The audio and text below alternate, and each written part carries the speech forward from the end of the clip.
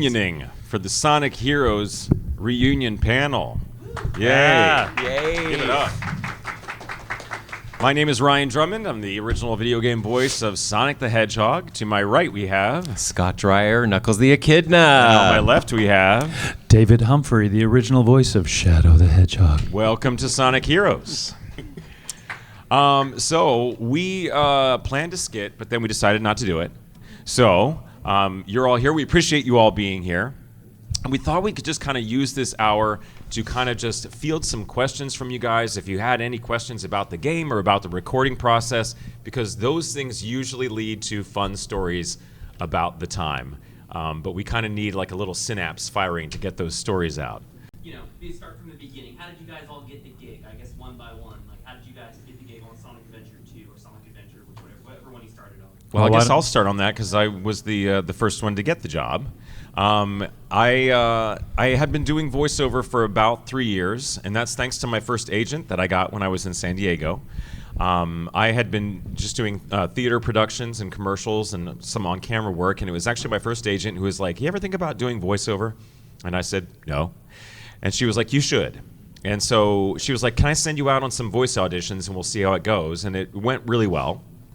And I'd been doing other voiceover jobs, other video games, and training films and commercials and radio jingles and stuff like that for about 3 years.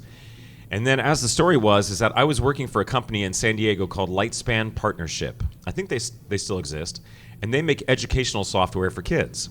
And I had booked a job for them, doing a game for them, teaching kids math skills, and I played a turtle that did multiplication. And the guy who, this is how the business works, by the way. The guy who ran that studio, his name is Rick Bowman, and he knew a casting director named Lonnie Minella, and Lonnie Minella knew a guy at Sega named Keith Palmer. Follow me so far? So the guy at Sega mentioned to Lonnie, we're going to reboot the whole Sonic franchise. We're going to have our brand new platform. It's called the Dreamcast. It's so exciting. And Lonnie was like, "Oh, no kidding." And she mentioned it to Rick Bowman. And Rick Bowman said, "I'm working with this guy right now who does a turtle for me. I bet he could do a hedgehog for you." And that's how I got invited to the audition, all because of Rick Bowman, all because of this one guy. I have him to thank for this entire 26-year journey. And I got invited to the audition. It was invite only. Dave Rivas, for those of you who met him out there in the room, he was there. I beat him. Make sure you tell him that. No. There was about 40 guys there. And it was just a blind audition that Sega was running. And they had a picture of Sonic up in the booth, and I had no idea what Sonic was supposed to sound like. I knew who Sonic was. I didn't have any experience with like anything they had done in Japan. I didn't know what Jaleel had done with the cartoon. I hadn't seen it. So I didn't know what he was supposed to sound like, and I think that actually kind of helped me, because this is literally how it went. And forgive me if you've heard this story before, but the picture was on the booth, on the wall in the booth, and I put the headphones on, and the studio engineer said, "Okay, you see that picture of Sonic on the wall?" And I said, "Yeah, I do." And he said, "Okay, if you could imagine a voice coming out of that hedgehog, what would it sound like? Line 1, ready, go." And I had absolutely zero time. And I think that actually helped me, because you know, sometimes you get paralysis from analysis. You think about it too much and you choke up and all these things. And all I did was look at that picture, and the first line on the sheet, it was full of dummy lines, which is what they do for games sometimes. They do vaguely kind of lines but they don't end up in the games. And the first line was, "Pick up all the gold rings and get a free life." Doesn't really make any sense. That's what it said. And I looked at the thing, and he was like, "Ready, go." And I went, "Pick up all the gold rings and get a free life." And he was like, yeah, okay, I like that. That's good. Read line 2 like that. And I read line 2, and he was like, "I like it. Read the rest of the page like that." And I read the whole page in that voice, which I had just come up with in that moment. And he was like, "Sounds good. Thanks for coming in." And I left. And 2 weeks later, I got a call from my agent, and they were like, "Sega wants you to be Sonic the Hedgehog." And I was like, okay. But I really... Here's the last point I'm going to make, is that at the time, it really was advertised as work on this one video game. It was Sonic Adventure. They didn't even say it was going to be included every time you bought a Dreamcast. They didn't say anything about it. It was just a random Sonic the Hedgehog game. And I thought it was going to be just one game. And I thought to myself, this will be a fun week of work. I honestly thought that. I had no idea that I was going to end up working for the company, doing multiple games, doing talking toys, doing commercials. And here we are 26 years later still talking about it. This is all an absolute hallucination, like a fever dream of how this all turned out. I really didn't think it was going to be this way. And I believe the second up was probably Mr. Scott Dreier. Is that correct? Sort of. So Ryan and I, when we were in our 20s, we looked and sounded like each other, so much so to the people thought we were the same person.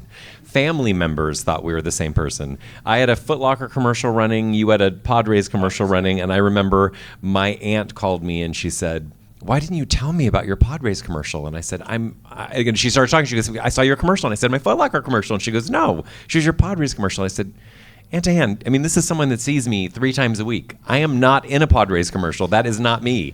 And we started to hear about each other, and we had this, anytime, we especially when I started working in San Diego. I grew up in LA and San Diego, but I was living in San Diego, and Ryan was living in San Diego, and people would say to me all the time, "Do you know who you look like?" And I would say, "Ryan Drummond."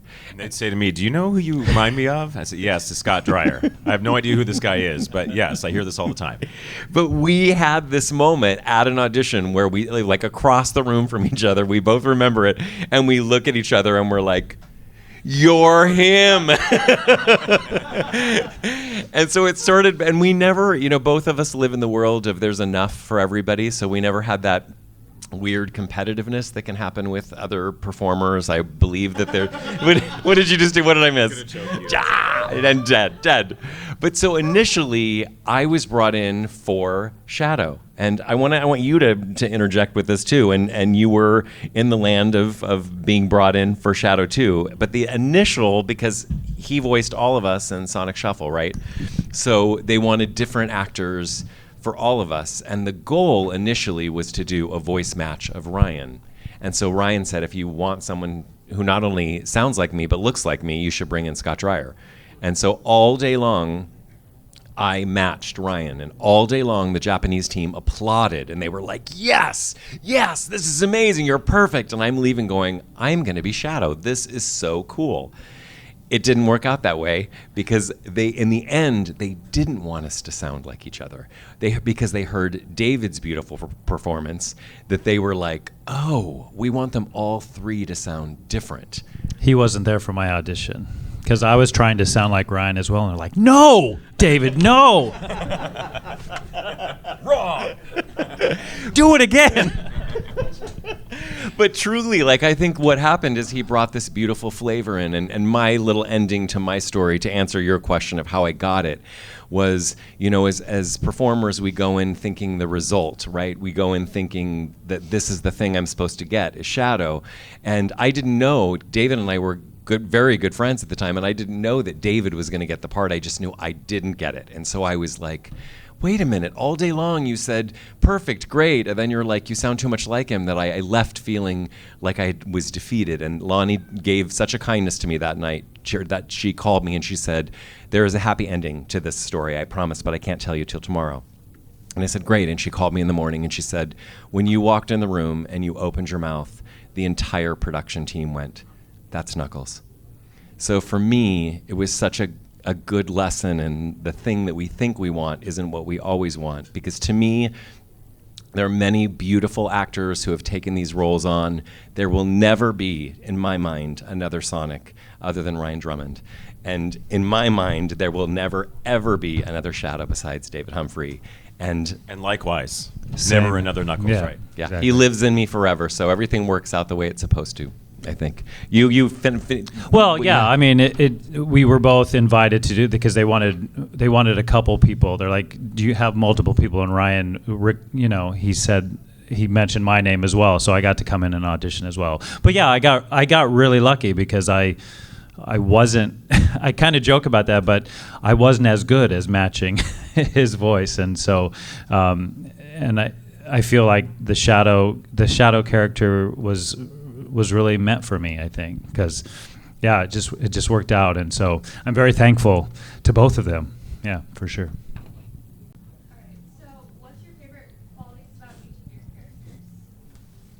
Favorite qualities about our characters. Who wants to tackle that one first? I love the different emotions Shadows has. I think people expected him to just be a one-trick pony, but I think he's mysterious, but he has a lot of heart.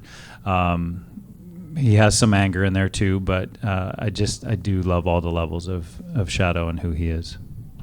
I love the fact that they gave me 4 words to anchor in on the voice of Sonic, and it was fast, blue, rebellious teenager.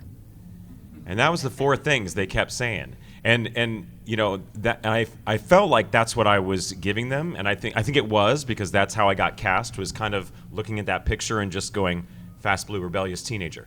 But also that's what they kept anchoring the voice with, are those 4 key words. And that's still, to this day, again, 26 years later, over a quarter century later, I still think fast, blue, rebellious teenager. Yeah, and I love that. I love that.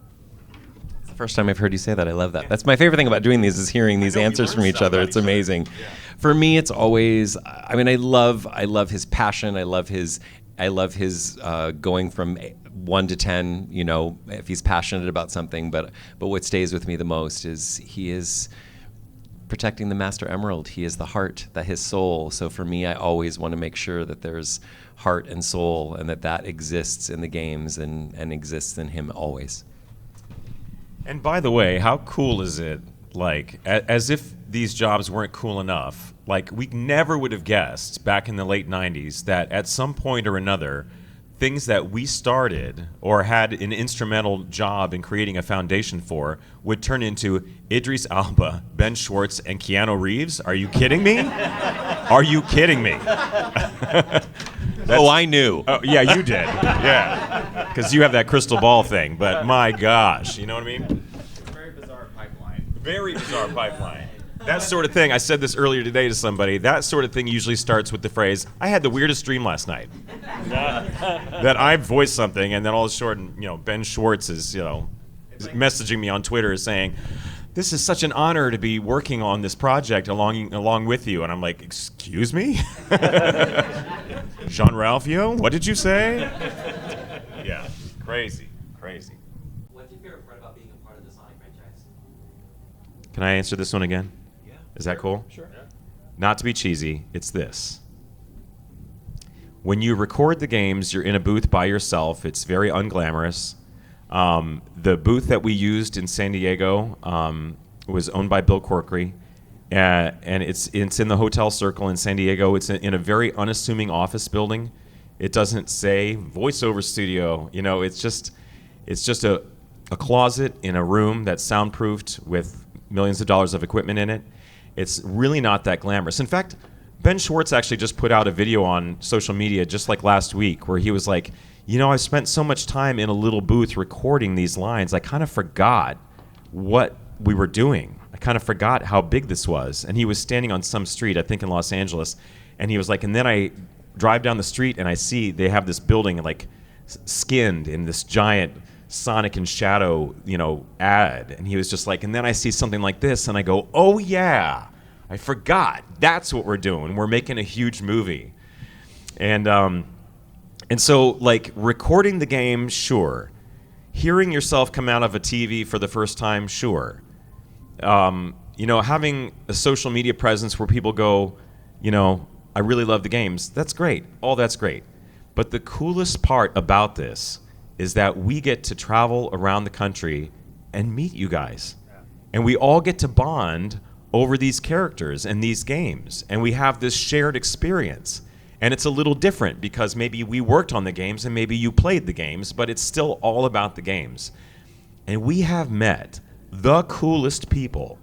We have met the most talented, wonderful, some of the most heartbreaking and wonderful stories. Like, stories I can't even tell without like sobbing because these are so cool. And we get to do that all the time. So not to be cheesy, but this is the best part. This is the best part about the whole thing, is talking to you guys. Yeah.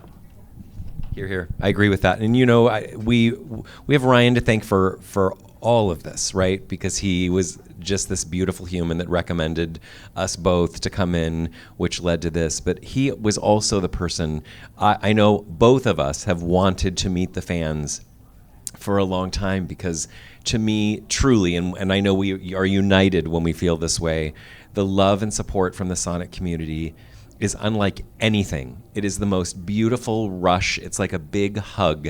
And we've all been wanting to thank you for all these years of love for so long now. And Ryan, called me because initially, you get calls from agents who want you to spend, right? Stephanie, I was just telling you this. They want you to spend like 60 seconds with each person. And I'm like, what do you say in 60 seconds except for hello and goodbye, right?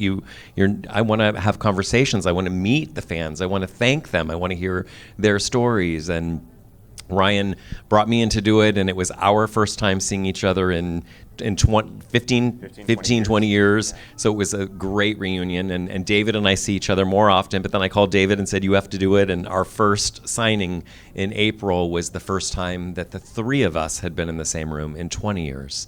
So not only are we getting the gift of this, which is everything. It's to be a part of your childhoods in a positive way. It's the greatest thing, and to hear your stories and your memories and what these games mean to you, and it's a positive thing in a world that can be dark sometimes, right? It's a beautiful, beautiful gift, and we never take it for granted, or you for granted. Yeah.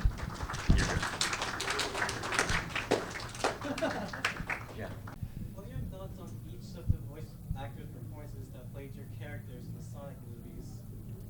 David, do you want to start? Since you come out next week. I'm coming out next week. Yeah. I'm pretty pumped by it, actually. I've always loved Keanu Reeves, and I think he's got a certain persona that will fit Shadow really well. I hope he does Shadow some justice, and we shall see. But out of all the names that I heard on the internet, and everything on the internet is true, I heard at one point it was Hayden Christensen, and I'm like, absolutely not. Please find someone else. And then they found Keanu Reeves, so I'm glad they read my strongly worded email. Yeah, I think he's going to be great, honestly. And Ben Schwartz, perfect. He really is. I mean, I took my son to see the first movie, and we just sat there with a big bucket of popcorn, and I was just like, man, he's good. He's just got the comic timing and the confidence and all the things that you want. And like, we left that theater, and I wrote to him on Twitter, and I was just like, can't even believe you. Like, that was so good. I hate you so much. No, I was just like, it was so great. And he's just always sends the kindest, just what a great human being that guy is. He just sends me really nice messages saying, carrying this torch of Sonic with you has been an honor in my life, and just really, really kind things. And so I lucked out. I wouldn't want anyone else but Ben Schwartz, except maybe Hayden Christensen. And Keanu Reeves doesn't seem to have my email because I haven't heard from him. Okay. How rude! How rude! He's touring with Dog Star. I don't know. And I've always been a fan of Idris. I think he's a wonderful, wonderful actor. Honestly, though, I'm such a fan of talent. Anybody that has voiced Knuckles along the way, I love that they have found their own way and their own take on it. So it's fun to see. I mean, Idris does a very different take on it, but I love it. And for me, I know this is going to sound like a corny line, but I mean it with all my heart, is to be a part of something where we're such a positive part of people's childhoods, and to have the characters continue on, it makes me so happy, whoever is voicing it, because I think these characters deserve the life that they have, and I celebrate everyone that is a part of it. That being said, we've all said this, we want to be cameos in that next movie. Why have they not done that? Sega. I already know I want to be Knuckles' dad. Yeah, exactly, right? We want to do the Charles Martinet thing and be like, Sonic's dad and his uncle or something like that. Yeah. So write your senators or something, whatever you need to do. I feel like they were kind of talking about that idea of kind of an Into the Sonicverse kind of situation. And it seems so easy to me. Like, everybody grew up in a certain era, and you have no control over when you're born, right? None of you? Good. And I kind of liken it to, and I've made this comparison numerous times, it's kind of like James Bond. Like when I grew up, and I'm going to date myself, but like when I grew up, Roger Moore was James Bond. And you will never tell me that anyone else is James Bond. It's Roger Moore. You don't have to ask me again, it's Roger Moore. And anyone older than me is like, Sean Connery is James Bond. Don't you dare. Sean Connery is James Bond. Anyone after me is like, Daniel Craig is James Bond. Pierce Brosnan is James Bond. It depends when you were born. And it seems so easy to me that it shouldn't be a surprise to anyone at Sega, or Paramount for that matter, that people grew up in certain eras. Right? Taylor Swift? Is that right? Eras? And so you either grow up in, in the Ryan Drummond era, the Jason Griffith era, the Roger Craig Smith era. And so if you had little bits in the movie from each of those things, then everyone who goes to see the movie would go, that's my Sonic, or that's my era, and they would feel a kinship to the movie because my people were in it. And it just seems like fishing with dynamite to me. It just seems like such an easy idea. And I love the fact that they did that for Charles Martinet in the Mario Brothers movie. I think I'm a little iffy on the fact that he was actually replaced because who doesn't love Chris Pratt, but give another guy a chance. But the fact that they were like, okay, Charles, here's the thing. And I can speak on a little authority about this because Charles and I live very close to each other. We live about 15 minutes apart. We have the same agent in San Francisco. And so we've known each other for a while. It's just like, to be able to call Charles and say, okay, you're not going to be Mario in the movie. However, we're going to make you the father and the uncle and all that. I think that's a real classy way to handle it. And I'm glad they did that, and I hope they do that for us at some point. In movie number 4, coming 2026. Yeah, I think if everybody goes out and supports the movie, I think it could possibly happen. I'm putting it out there in the world. Yeah. Because you guys know that I keep leaning forward in this thing. Let's hold this. But you guys know that the whole industry is based on money, right? You know that. And so if you guys continue to support the Sonic movies and buy tickets for the Sonic movies and spend your money on Sonic movies, they'll keep making them. They'll keep making 100 of them. As long as we keep supporting them and keep going to see them. I may have told this story last year, John. You tell me if I did, but. Like, for example, when Sonic Adventure came out, Sega had told me, we're thinking about doing a cartoon. Sega's thinking about doing a cartoon. And I was just like, oh my gosh, yes, because that's the crown jewel of any voice actor. You want to be on The Simpsons. You want to be on Family Guy and have a job that you can go in on one day, work for 2 hours, make $1 million, and go off and do other things. That's the goal, right? And so I was just like, oh my gosh, they're going to make a Sonic cartoon, and that's me, and that's going to be so great and everything. So then flash forward to when the game came out, and it did extremely well. It made like $45 million on the first day. And in the same scope of things, they were talking about Star Wars, the Phantom Menace, that had made $28 million on the first day, and everyone was going, $28 million on the first day? That's amazing. And meanwhile, Sonic Adventure made $45 million on the same day, and no one talked about it because that was just the way it was back then. Movies were everything. Video games weren't that yet. And so when I heard how well it did and I saw the numbers, I was just like, yes, we're going to do a Sonic cartoon. It's the biggest selling, video game at the time. We outsold, Doom. Great. We're gonna make this cartoon. And so I kept waiting for Sega to call, and I waited and I waited and I waited, and they didn't. And so after about 2 or 3 weeks, I called my guy at Sega, and I was just like, so this cartoon, when are we starting? When do I report for duty? And he was like, we're not doing a cartoon. And I was like, what?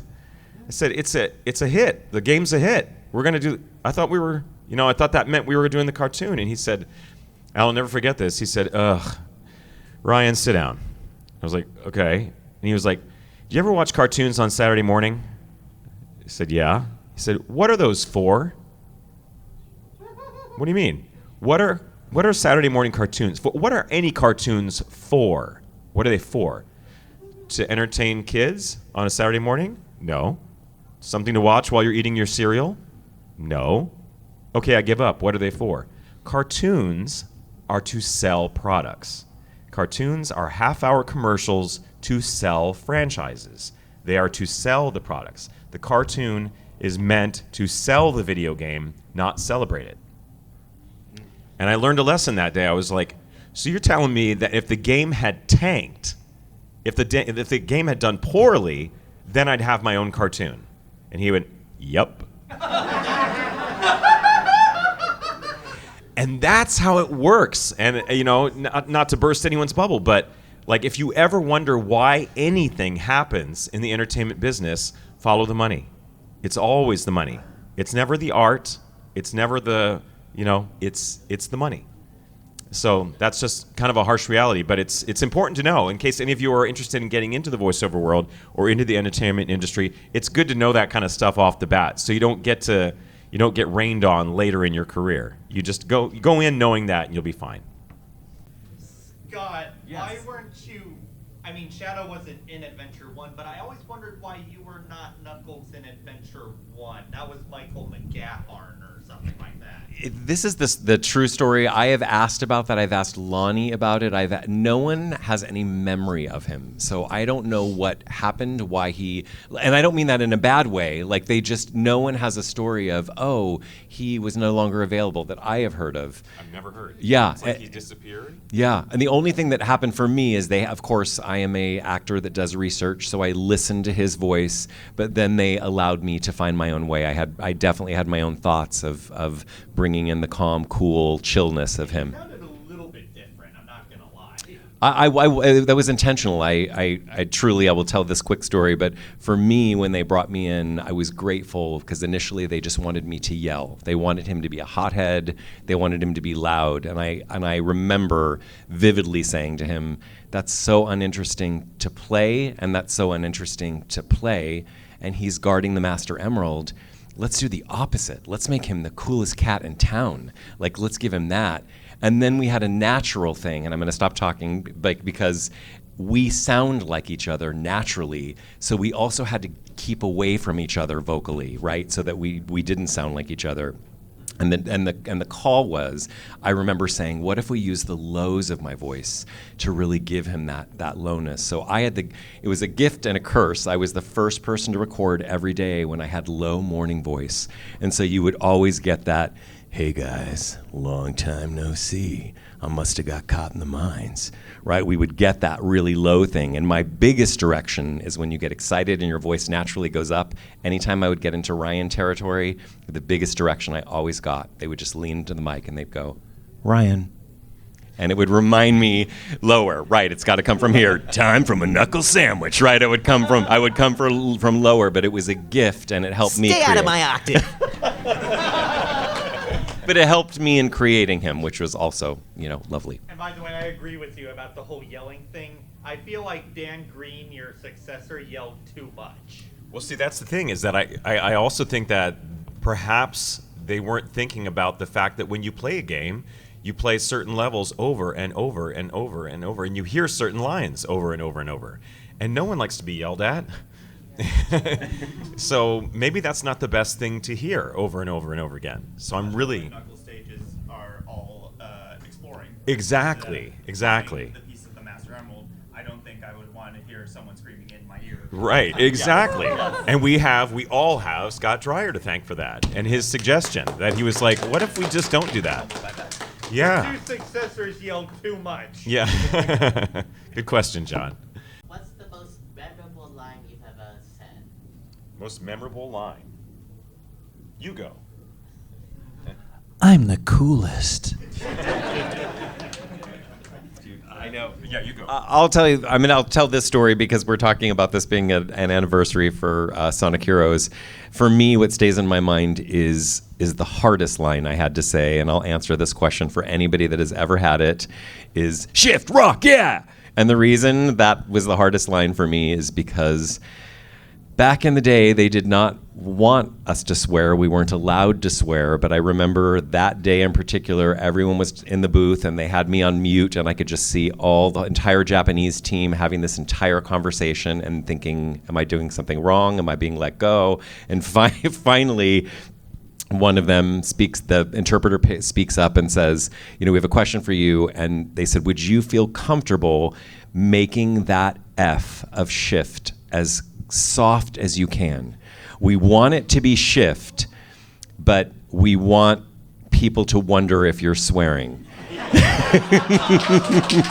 So it's intentional. I know I swear to you this sounds like folklore, but it was the hardest line for me to say because it's really hard to give that performance, that yeah, but also to make that F super silent. And it took us about an hour, but I will never forget when I got it right, that entire room erupting and laughing and giggling and thinking that they were going to be putting in this little Easter egg. It's so naughty. It's so naughty, right? But now no one would give it a second thought. But my favorite thing is now when people come up to me today and say, you have to tell me, is it shift rock yeah or shit rock yeah? My answer is always yes. I heard the. Right. It's very tiny, but it's there. Tiny. It is there. I've got so many lines that have kind of had a life of their own because all the lines at the time, especially in the early days, and I've mentioned this a couple times today, like when we were recording Sonic Adventure, we didn't have a script to look at. All we had were lists of lines. And this makes sense when you play the game, is that sometimes, like when we recorded the lines, we didn't know who we were talking to. We didn't know why we were saying what we were saying. We didn't know whether the person was next to us or a mile away. We didn't know any of those things. So sometimes the audio doesn't quite match the visual in the first game. But some of these lines just kind of have taken a life of their own. If I had to pick one, it's like Sophie's Choice. If I had to pick one, I'd have to go with the line that I've been asked to say the most over the last 26 years, which is, let's see if I get it right. Talk about low-budget flights. No food or movies? I'm out of here. I like running better. Yeah! Now I need a nap. That's why he will always be Sonic. Thanks, buddy. Who else? I'm going to pick someone further back. I'm going to pick you. Yes. A little off topic, but did you work on a Call of Cthulhu game? I did. It was great. Lonnie was also my director for that, and it was wonderful. It was so collaborative. I feel really lucky. All of my voiceover work, I've never had a situation where someone has been like, do it this way, say it this way. I feel like they've been like, what do you think? And it's the biggest gift as a performer, right? You always want someone to give you your input and then have a great director that is able to fine-tune that. But it was wonderful. I had such a good time. That was a great experience. And that kind of worked its way through the Sonic franchise, too. When we recorded the first Sonic Adventure game, it was just kind of me and a director and the studio engineer. And that was kind of it. And then when we the next couple years later, whenever we recorded Sonic Adventure 2, we had an entire production team from Japan come over and be in the booth with us. And that had its own challenges and its own rewards as well. But then when we got to, say, Sonic Heroes, that was, I believe, the last game that we recorded for, they asked us quite often, like, what do you think Sonic would say? Or how do you think he would react to this sort of thing? Because we'd been with the franchise. Well, I'd been with them for 6 years at that point. So they did trust me more being able to kind of articulate the way that Sonic thinks rather than just the words that he says. So, it has been, we've been really lucky that they've been so collaborative. Yeah. And often asking for our input, which does not happen a lot. So we've been really lucky. But don't you think it's also the gift of now everything is on Zoom? I mean, truly, I remember this. Do you guys have a memory of this? That not only did the whole Japanese team come out, but I remember we had to wait 48 hours so they wouldn't be cranky with jet lag. Right. We had to wait till their jet lag passed to record. Yeah. And that was hilarious, too, because as Scott was mentioning earlier, there were 5 producers from Japan, and they didn't speak a lick of English. And so they had one translator in the room. And after every line, all 5 of them would be just chatter through this one poor translator. And he would just be standing there going, I. And then he'd turn around and he'd look at me and be like, okay. So they said, and then he'd try to regurgitate all the things that he had heard. One time he actually turned around and he was just like, okay, they said it do it faster but slower. And it's funny because you're right there and you can just speak frankly with him because nobody understands what you're saying. And so I looked at him and I said, I don't know how to do that. And this is towards the end of the day, and he just said, I don't know, man, just do something different. And so whatever line it was, I don't know what it was, I just did something slightly different from what I'd done before, and every single Japanese head in the room was like, ah. And I was like, great. I don't know. Yeah, fun, challenging, but fun. I actually have a question for you, David. Yeah. I asked this same question to Ryan last time he was here, and I'm wondering what kind of rock or metal band or music would Shadow listen to? Yeah, that's right. Sorry, what did I say last year? Speed metal. Speed metal, yeah. I was like Slayer. I said Slayer, didn't I? Yeah. Yeah, I would. There would be some hard rock in there, but there'd also be some alternative as well. A little Depeche Mode, maybe. But I love me some Motley Crue, and yeah, a little AC/DC maybe. Yeah, thank you. Yeah, you're so welcome. All hail Shadow. All hail Shadow. Oh, Shadow! Knowing all the things you know now about the games and like that, for your very first game, what line would you want to redo to make better? I love that question. Yeah. Oh, mine's easy, right? Say it with me if you know it. Look out! We're gonna crash! Ah! And I really feel, I don't quite remember, but just listening to that, I'm like, who picked that one to be immortalized in that game? And I really just knowing myself, I feel like that was just me reading the script, not like performing, but just me reading the script ahead, just going, Look out! We're gonna crash! Ah! and they recorded it, and they were like, yeah, that's good. Put that in the game. I wish I could go back.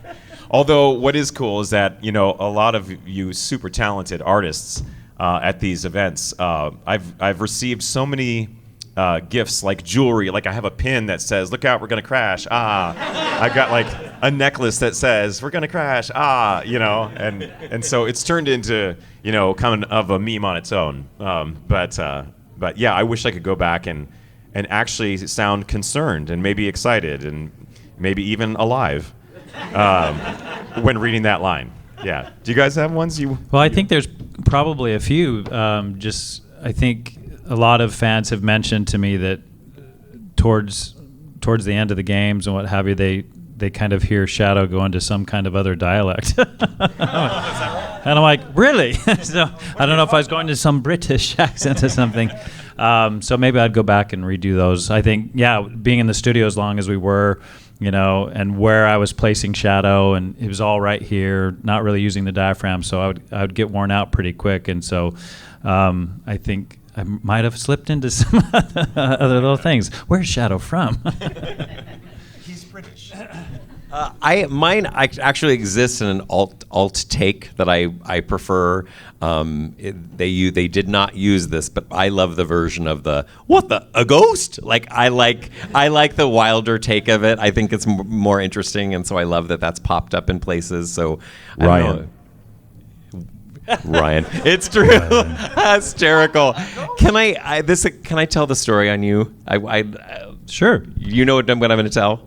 Yes. I want to just tell this because it's just, sometimes you are literally, he is not kidding you the way he describes it. You're in this booth and you're in this booth sometimes for hours and hours and hours and hours and hours, and you get punchy and, you want to give the greatest performance ever, but after 5 or 6 hours, we all get a little punchy. There's one particular day that stays in my mind, and especially if you know David, he's like, he's the gentlest soul. He's just, he is harder on himself. He's super hard on himself if he doesn't feel like he's pleasing or doing something right. He internalizes it. And if you know him like we know him, like a brother, that it's just he doesn't want to let anybody down. I came in after he'd been in the booth probably for 6 or 7 hours, and I walk in and I'm sitting there, and I can see him in this booth, and I have a direct eye line with him. And he's just, he needs a break, but they don't realize he needs a break because he's been in there for 5 or 6 hours, and finally they're like, David, say the line, say this line, and they're like, nope, that's not right, and he gets so mad at himself that he has this pencil that he's taking notes with that he throws against the window, and I promise you this happens. It ricochets off of every single place it can, and then it hits him right in the head and drops to the ground. Well, he is like my brother, so right after that he looks up and he's just so frustrated, and he meets my eyes, and I'm laughing, so tears are streaming down my face because I can't stop laughing, and then that makes you laugh. Then he's like, and then they're like, David, why don't you take a break?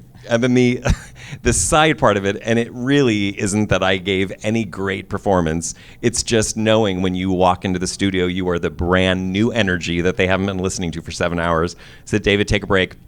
So David sits out, and he is in my eye line now.